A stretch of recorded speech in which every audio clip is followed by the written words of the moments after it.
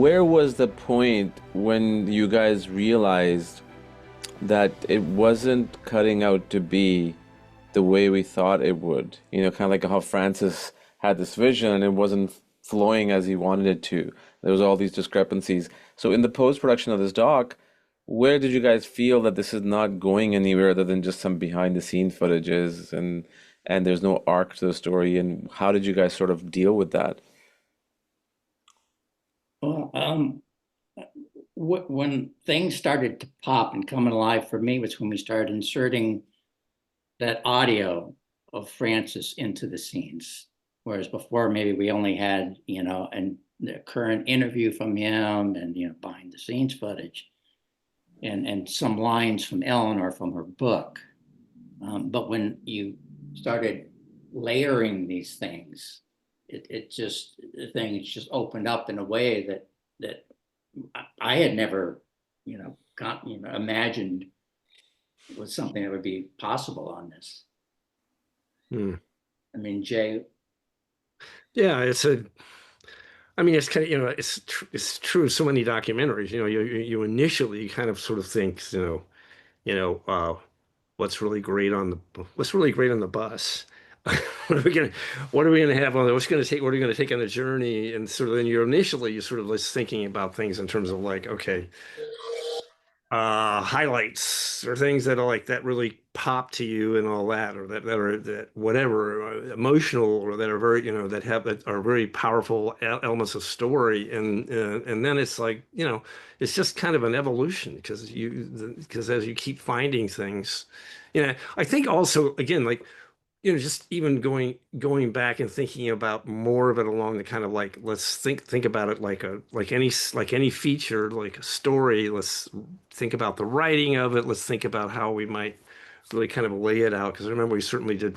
This is back in the days when there weren't word processors and you had to cut and paste. This is you know, ancient times where you had to do all that kind of stuff in terms of just even storyboarding and things like that. Because I certainly remember we certainly did a good bit of that, just thinking about it, and then that I think, and then that, and certainly is the more the material that showed up, then it really helped. This is Michael saying, like the audio tapes and everything. It was just really, yeah, it's very powerful because then you've got this, you have this emotional core, this kind of thing, right? That you can just go right on the journey and you kind of you're right with them and very connected. So I really think it elevates it that way so much more than just okay, then this happened, then 8,000 gallons of whatever. I mean, who cares? It's kind of more about just a lot more about all the other things and the dynamics that was going on. And there was a lot of like I say, we just touched on it like any movie.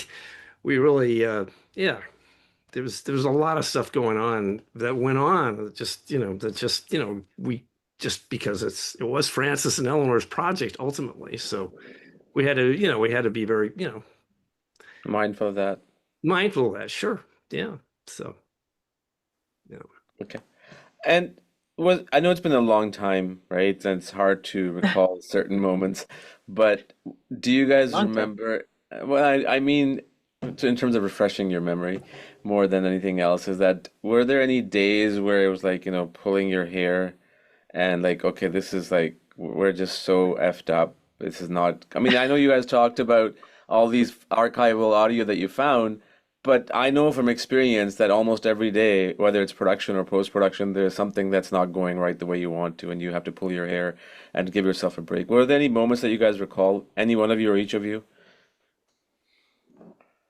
I can speak of the like just to tell my personal story about so as an assistant editor I would record audio of so again all these different elements. One of the elements was using captions or sections from Eleanor Coppola's book called Notes. Mm. Sort of her diary of the production, and so they would have me read as the assistant editor. I would like every night read certain passages that they would want to edit with, and it would be late at night because everybody would have gone. I would have needed it quiet, and I was reading with very little like kind of emotion. I'm not an actor, and just I would just like da da da da whatever, and I would not read it too fast, too slow. So the idea was to maybe replace it with a narrator.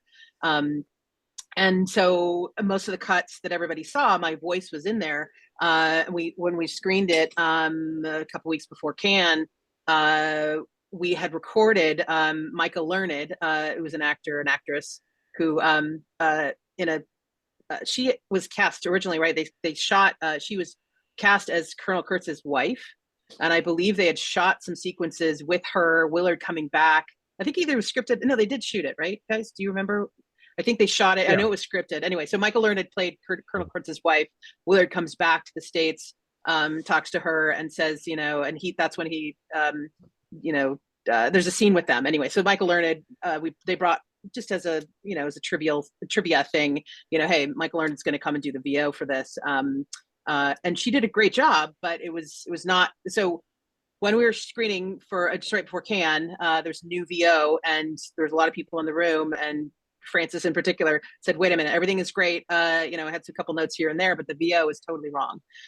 Absolutely wrong. And again, we're like, French subtitles are like on the film. It's like almost ready to go to Cannes. And he's like, we have to redo the VO. And they said, what happened to the last narrator? And everybody pointed to me like, that was our assistant editor. It was sort of temp. And he's like, well, that was so much better because it was not acted. It was like, it just felt like the one element of the film that was not right. And so it was lots of conversations, and they decided, instead of me re-recording, they actually went with Eleanor Coppola, which was the perfect choice. And again, it was sort of, it added another layer of authenticity to the storytelling, in that essentially it's her film and her journey as well as her husband. So that was a moment for me where I was like, I almost was their narrator on Hearts of Darkness, but not quite. didn't quite make it, but that for me was an interesting, like, last minute, and it was also an incredible scramble too, to get her recorded, get that mixed, and right before, get another print, get the subtitles, done, and all that stuff. But anyway, that was a moment that I remember. It was a little bit of a gotcha moment, but in the end, it turned out to be actually a much better decision, for the film overall.